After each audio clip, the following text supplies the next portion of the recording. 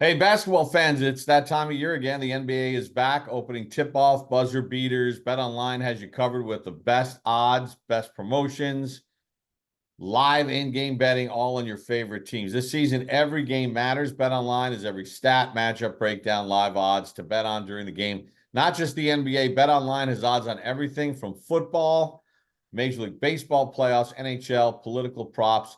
Head to the website, get in on the action with America's most trusted site for online wagering. Bet online, the game starts here. Welcome to another edition of Believe in Giants. Bob Papa, two-time Super Bowl champion Carl Banks, and Carl, we're here to discuss another frustrating game by the New York Giants, losing Monday night to the Pittsburgh Steelers. Every opportunity to win the football game, and they just make mistake after mistake after mistake when the games are on the line. And as Bill Parcells said, you are what your record is, and they're 2 and Yeah, 6 for a reason. yeah, and that reason is that they are an undisciplined team. They are don't value possessions. I keep hammering that, and people, you realize what I'm talking about when I say they don't value possessions. When you can get 5 procedural penalties in one series, a series that cost you a touchdown, and so when you value possessions, that means when you get in scoring range or not, but especially when you're in scoring range, your attention to detail has to be heightened. You've got to be very locked in. And it just seems like there's this, I don't want to call it laissez-faire mentality, but it's almost like they play it just like it's another play, and it's just not another play. And it's plaguing them. Listen, it's enough to go into a game and know that you have a tough opponent. Just executing the X's and O's, or the blocking and tackling, passing and catching and running uh, of a game. But then when you just create, these self-inflicted wounds. I mean, if they were in normal life, you were a friend, you'd probably have them committed for self-mutilation. I mean, it's just, they just continue to hurt themselves unprovoked, and this is why they are where they are. And you could hear some of the frustration coming out of the locker room with Dexter Lawrence and Brian Burns. And Brian Burns said his team has to grow up, and Dexter's super frustrated because this guy is dominating a football game, and all he's asking of his teammates is just give the effort and lock in. You know, we you made a point after the game, Bob. You said Daniel Jones is a good enough quarterback to keep you in the game and just bad enough to lose one for you. And that is kind of the state of the quarterback position, um, because you can run this whole game through, and he probably had 4 bad passes, maybe 3, right? The explosive plays were there. Um, Ran the offense, managed the offense well until he gets to those high anxiety moments. And the high anxiety moments, we saw evidence of it in Houston, where he throws a pick six out of the back of the end zone. High anxiety moment was Cincinnati going in, throws a pick right in the middle of the field. So he's trying to throw it out of the back of the end zone where the sideline was closer. High anxiety moment where your first strip sack is user error. You are supposed to motion the tight end over to help chip block on TJ Watt. You don't do that, and you get a strip sack. So you're the field general as the quarterback. If anybody's supposed to have this thing locked in, protections and all of that, it's your quarterback. And not valuing a possession, not paying attention to detail, how can you not when you just clawed yourself back into the football game? And you make a mistake because you don't call the protections. That's inexcusable for a quarterback, Bob. And just bear with me here. You know, I have uncles and my grandparents used to have this saying, like, you know, we had uncles that lived in Arkansas and Chicago, and we haven't seen them in a while. And you go down and you say hello, and they mix me and my brother up, right? Or they do something like that. And we say, "Oh, Uncle, I'm Carl and that's Charles." And my uncle would say, "Charge it to my head, don't charge it to my heart." And Great line. and that's exactly where we are, but it's an indictment on that position. Charge it to his head, not to his heart, because to a man, they'll tell you Daniel fights his ass off, and it was evident in the course of the game. He fought like hell, right? He's tough. His teammates admire that about him. So, but when you get into a situation and it comes down to charge it to your head and not your heart, well, we know you got the heart, but do you have the smarts? And it's not an intelligence thing. I know he's a bright young man, but it's these high anxiety moments that's where your quarterback is supposed to really bring it home for you. You know, everything is going good, and you get into these moments where you forget to motion the tight end over, screwed your opportunity to score, and then you come down another series and you throw a fadeaway, right? And coach was kind when he said the ball got away from him. Yeah, I guess it did. But it's like you can't operate in this fashion, because if you just go into the game and you isolate those last plays, and you feel like, okay, they got all the things that they needed to get. They got a run game going. They were neutralizing. Watt was getting some pressure, he and Highsmith, but they didn't really impact the game until the end when they needed to. And that's when you need to be smarter. That's when you charge it to your head, right? Because that's where the game is won. In high anxiety moments, it's up here. It's not in your heart. We already know you got the heart, but it's up here because the biggest threat on that field were the two edge rushers, and TJ Watt was the guy. You had been doing things to help yourself out to hit some of these chunk plays, and all of a sudden you vapor lock, and that is just crazy. And that's where they are now. We'll go back. This was the end. Now we can go back to the beginning. Well, just one Talk a moment. lot of yeah. Go ahead. Because I saw a clip on social media of the Manning cast, and Mm-hmm. Peyton and Eli had Bill Cowher on at the time, and Eli was, you got to motion the tight end. I can't believe they're not motioning the tight end. You got to bring the tight end over to help TJ Watt. You got to bring the tight end. I guess they're not going to bring the tight end over. Then the play happens, sack, forced fumble. He goes, that's why you got to bring the tight end over. Like, Yeah.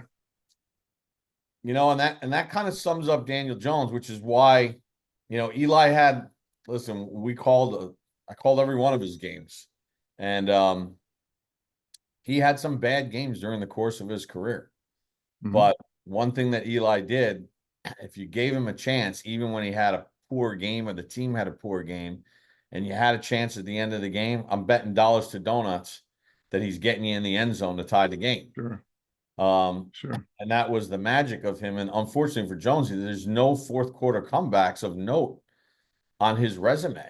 I mean, there's not Yeah. all these muddy, ugly games where now Okereke and McFadden force a fumble, giving you the ball. You're down 8. You got to get it in the end zone. Hey, listen, if they would have lost the game because they got it in the end zone and they failed on a 2-point conversion, so be it. Mhm. But get in the end zone. Yeah. And then the fadeaway, again, it goes back to, like, as you mentioned, under pressure, he's got the tight end, Theo Johnson, so wide open in the middle of the field. And he panicked. He felt that pressure. His footwork was bad. And he just, as you said, fadeaway sail. If he just composes himself for a second and throws it to Theo Johnson, you got a 20-yard gain.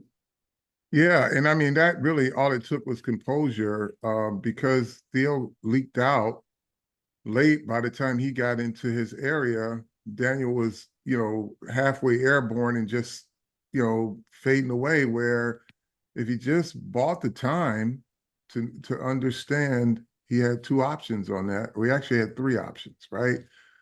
And it was these anxiety-driven moments. And it's it's unfortunate, that they fought so hard just to erase it by just not being smart, not being it's, I don't even know if it's not even a clutch gene in these situations. It's just calming yourself, being the quarterback of the team for every play.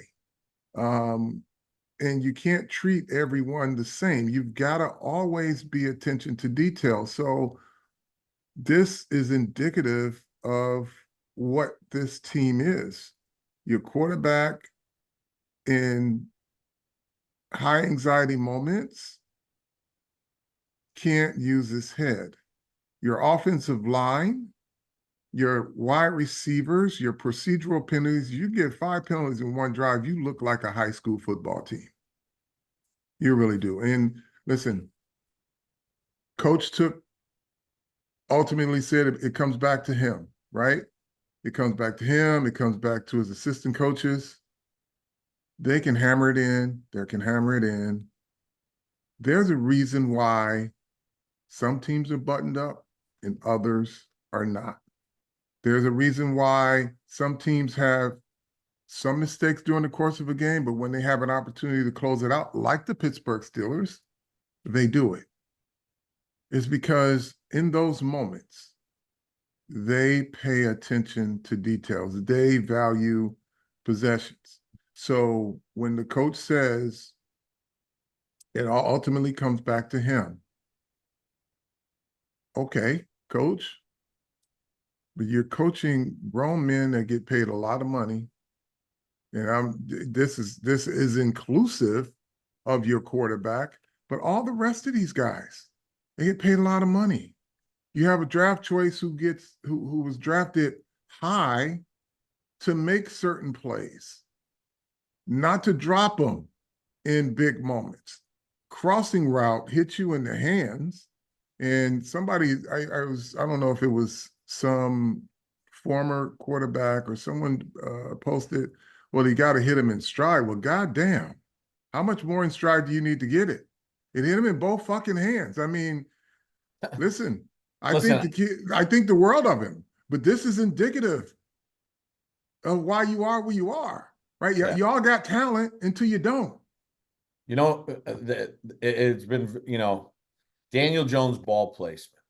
That's the theme, right? And some guys have posted video of, yes, that was a catchable ball. No one's absolving Neighbors, but if he hits him in stride up higher, it could be. So they post the picture of the Odell slant thrown by Eli Manning against the Baltimore Ravens that went for a touchdown, in which the Giants beat the Ravens. And it was pretty much the slant to Odell and the 56-yard whirly bird touchdown run.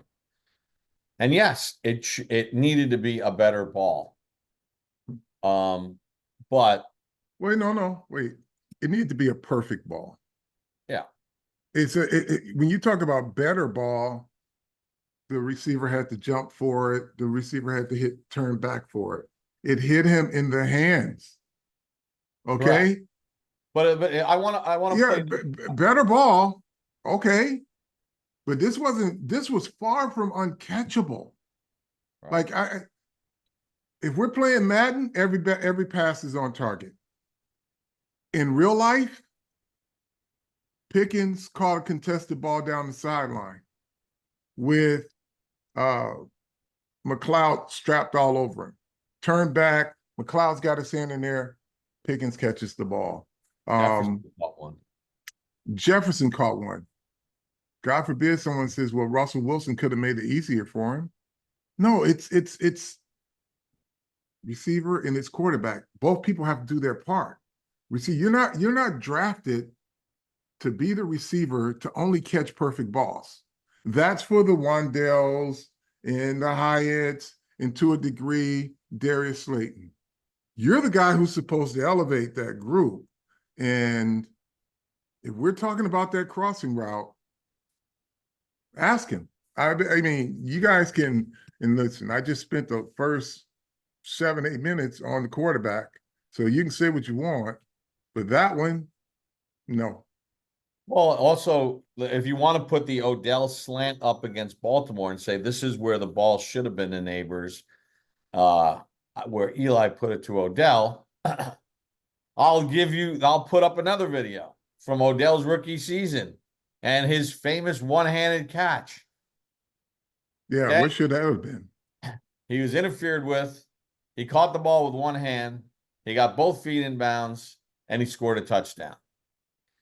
The ball in the end zone, Malik Neighbors as the number 6 overall pick in the draft. Sorry, no excuses for not getting the second foot down. You watch games all weekend long, and guys are making unbelievable catches and they're getting the second foot down. Amari Cooper's getting the second foot down. CeeDee Lamb's getting the second foot down. Jamar Chase is getting the second foot down. Justin Jefferson's getting the second foot down. Garrett, well, like you got to make that play. Mm-hmm. That should be a touchdown. Yeah. Now, this is not a Malik Neighbors. This loss is not on Malik Neighbors. We're just giving examples. Like about ball placement. Look, he made a bad throw to Slayton that nearly got him killed, right? But then he made a lot of really good things. The seam throw to Theo Johnson. At the end of the day, we're not defending Daniel Jones anymore, fans, because some of these people on X are bat nuts. You were right. He's not going to be the quarterback of the future for the Giants. I got it. He had an opportunity to prove some wrong and prove some right. Had 4 chances this year to win a game late. They've won none of them. Okay. So, okay, the die has been cast, but your options at this point are what? Yeah. Listen, it's in his best interest, whether he's here or not, to start to show that he can be the complete quarterback, mind, body, and spirit. Like, spirit is there, body is there, mind vapor locks in high anxiety situations. And, no matter where you go or where you play, that position requires that. And that is, and the thing about it, Bob, it's just attention to detail. It's valuing the football, valuing possessions. The game is on you at this point. You just got to give everybody else a chance to do their job. If you motion the tight end over, you probably got to play, right? Or, and this is, again, this is another high anxiety when people say, well, he didn't, he's fading away and threw the football. It was high anxiety because think of all the times during the course of the game Daniel Jones threw passes getting hit. I don't think there were many completions where he just was clean in the pocket and didn't get hit.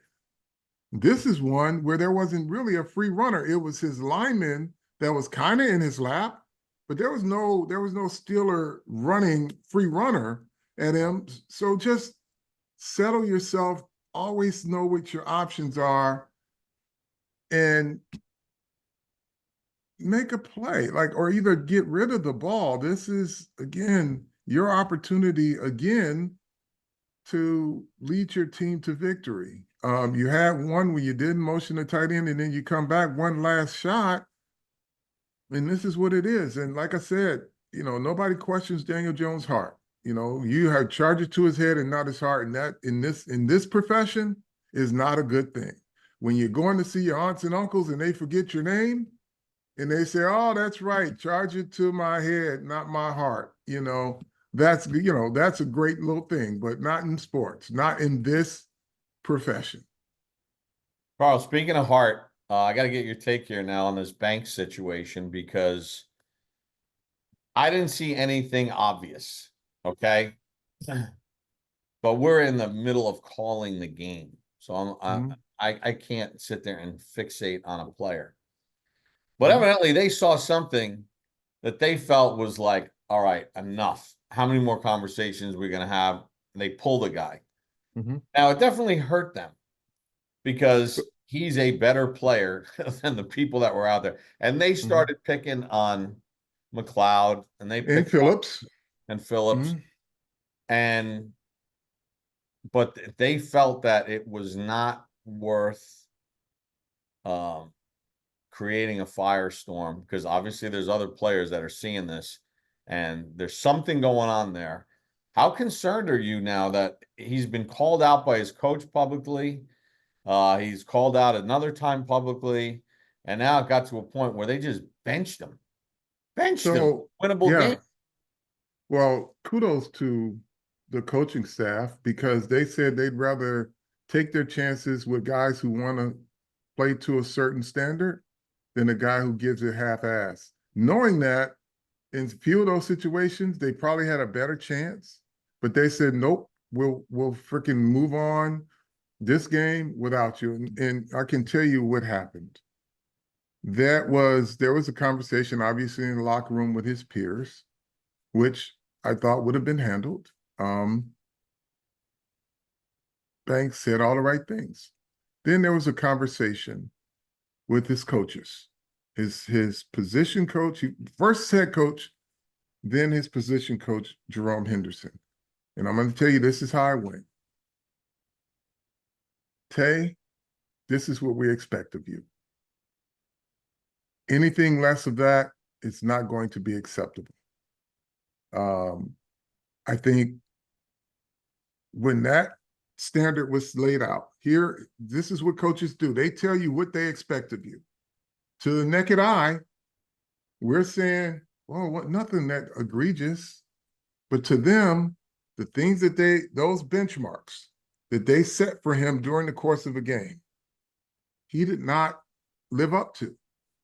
And, people show the missed tackle on Harris, and someone, my friend Marissa, posted and sent me a question on X and said, I don't see anything wrong with his effort. I said, well, I don't think they teach that technique. Your head down and your eyes closed. They don't teach that technique. So that's wrong. You can run full speed and close your eyes and miss everything, right? Or you can give the same effort, see your target, wrap up, and get the guy on the ground.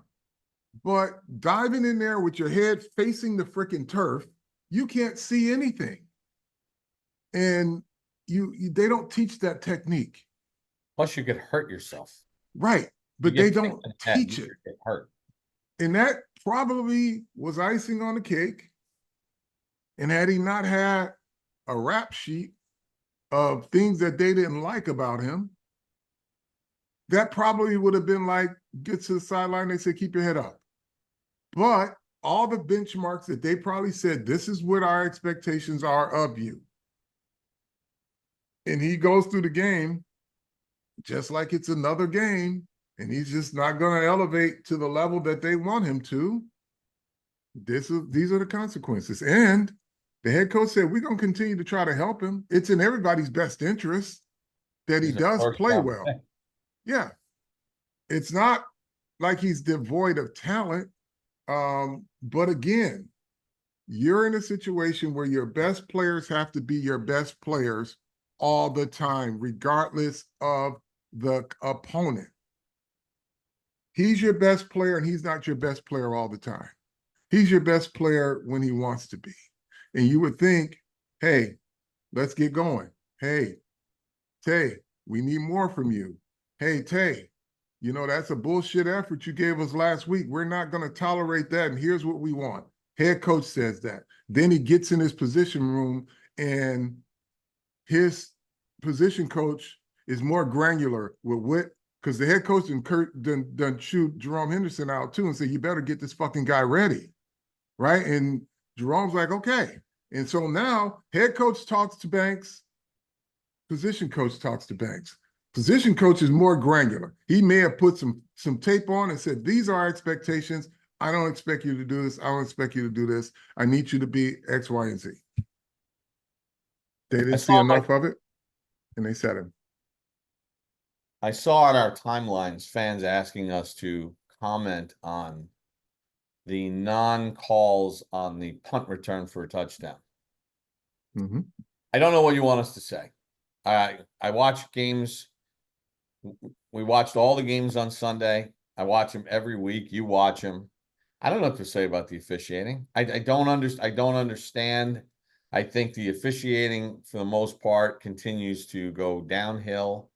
You watch games and you see calls and you say, I don't know, what do you want us to say? They ran into the punter, and the most protected position during that particular play in football.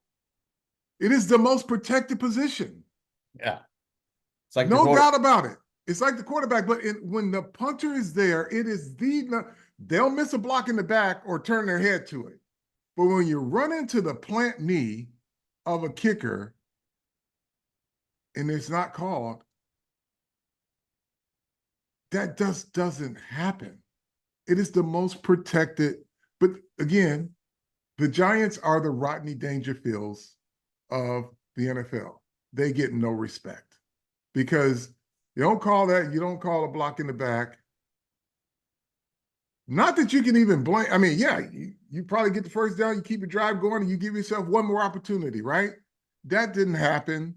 It's just more stuff that has gone wrong with this team. But it's you know, someone else posted something, and I'm talking about these officials, and you're losing the confidence, but you created the monster yourself. The freaking betting, right? Someone showed a pass from Russell Wilson to the run. What's the backup running back's name? Warren. Warren. So there's a pass to Warren that was ruled a forward pass, and it got him to the yardage that I guess some people were betting on, right? Over, under, whatever. The NFL came back and ruled it a backwards pass. So the people online said that the sports book paid it out and then took the money back. This is the shit you create when you have the inconsistencies in officiating and then loosely interpreting the rules. If you didn't have betting in the game, people would just be pissed off, right? But when you give and take, you give it and you take it away, people are going to lose confidence because they're going to think that there's a finger on the scale somewhere. Now, I don't know because I don't bet, right? And I don't know if that play was significant enough because it didn't change a game, right? But for the people who wager, right, that play was important enough. And because you allow them to wager, you got to kind of be above board. Like, how do you pay it out? Again, I don't know how this shit works because I don't bet.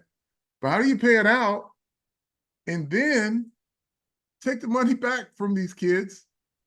And these kids are posting the play. Russell's here, back is here, ball goes forward. Does the back have to reach back just a little bit? But if you drew that line, it wasn't a backwards pass, as I look at it, but I don't bet. And the league decided that it was a backwards pass and not a forward pass. Man. Hey, I gotta just shift gears here. Did you have your Cherubundi pouch yet? Listen, I had it first thing this morning. I had one last night because I was, we both flew back and got in at 3 o'clock. I probably didn't fall asleep till 4. I took my Cherubundi right before I went to bed just so I could get that 4 or 5 hours of sleep before we headed back to the facility to do the Coach Dable show. And then I last have night I had mine it again. because I slept at the facility and Mhm. I had mine. You should see my air mattress with my little giant sheets and stuff. It was pretty fun. Um, natural products, ingredients, tart cherry, highest antioxidant fruit or vegetable in the world. Soreness reduced, recovery helped. Obviously, the melatonin is natural, helps improve the sleep, and it helps the immunity system, which is the most important thing. Teams across every sport use it. Championship teams can use it. You can use it. And you got me turned on to the pouches. I like the little bottles. Take that shot, man. I'm liking the pouches too. You can Mhm. get it at Amazon, cherubundi.com, and retailers nationwide. You can find it in Publix and at Kroger. I have one more thought here. I just got for those, well, obviously, there's a lot of people that like to comment on our timelines that clearly do not listen to the game broadcast. But, folks, listen, if I decide that I'm going to tweet about the Yankees because I'm a Yankees fan, or if I decide that I want to tweet about the Rangers because I'm a Rangers fan, I watch the games the same as you. I watch the games on TV. I consume the information from the insiders from the Yankees and what Jack Curry has to say or whatever. But I'm a fan of the Yankees and the Rangers. That's my fun. The Mhm. Giants are our job. If I post something on the Yankees and Aaron Boone, or I post something on the Rangers, inability to score or whatever, if you come back at me with something about Dable, Shane, or Daniel Jones, I am not going to respond. That is my off time. That I'm allowed to have opinions on other sports, just like all the fans out there have their opinions. And a lot of times, my opinions on the Yankees and the Rangers are very uninformed. I don't cover them. I just watch like everybody else. And I'll be happy to get into the little debates with you on X about should Boone have pulled the pitcher? I thought he completely screwed up game one of the Worlds. It's my opinion as a fan. But when you start adding Daniel Jones, I'd love to hear you talk this way about Daniel Jones or Brian Dable or Joe Shane's draft picks. I'm not responding. That's my fandom. That's where I get to be a fan. And I'm not turning Yankee threads or Rangers threads into Giants threads. You can watch the podcast, listen to what we have to say. You can listen to the games and hear how we are very critical during the games when it's appropriate. But when I tweet about the Rangers and the Yankees, I'm no different than you Giants fans out there that are passionate about my team. But I'm not turning them into never-ending Giants discussions. So save your time, save your characters, save your data rates. Because when I tweet about the Yankees or the Rangers and you try to make it a Giant discussion, I am not going to engage. Plain and simple. Well, since we're giving public service announcements, um, as most of all of you know, I don't mind engaging. I don't even mind disagreements. But we're getting to the point, these are kids, obviously, with this vulgar fucking stuff that they're posting. And I don't block people, but Yeah, we're gonna anymore. we're going to be respectful of each other. And we can josh around and we could say some things, but this vulgar nonsense that some of you kids are posting, just understand something. I am not your peer. And if you want to go and have these types of conversations in person, I will welcome you to say these things to my face. But we're going to be respectful on this platform because I give up my time and I respect everyone else's, and we can have these back and forths, and we can say a lot of things, right? We've been called homers and things like that, but I'm not going to be spoken to in a vulgar way. Again, I'm not your peer. If you want to have this conversation with my kids, and you can talk to them face to face too, because they'll probably punch you in the face. but we're not doing that. We're just not doing that. I am not disrespectful to any of you kids. And we can agree to disagree. We can even, josh back and forth and jab, but I'm not here for that nonsense. And you guys think it's cute. Look, the two or three of you. And like I said, I don't normally block people, but I'm not doing that. And it's disrespectful to the rest of the people that we're trying to have conversations with, because it's not even funny. All right, that's our public service. It's Washington week. Later in the week, we'll do a preview. Anything else to get off your chest here? They're going to win the game against Washington. Watch. They're going to win the. This is the game where everybody's, well, Jaden Daniels and the Giants just can't get out. They'll figure out how to win this game, because the head coach called a hell of an offensive game. He called a hell of an offense.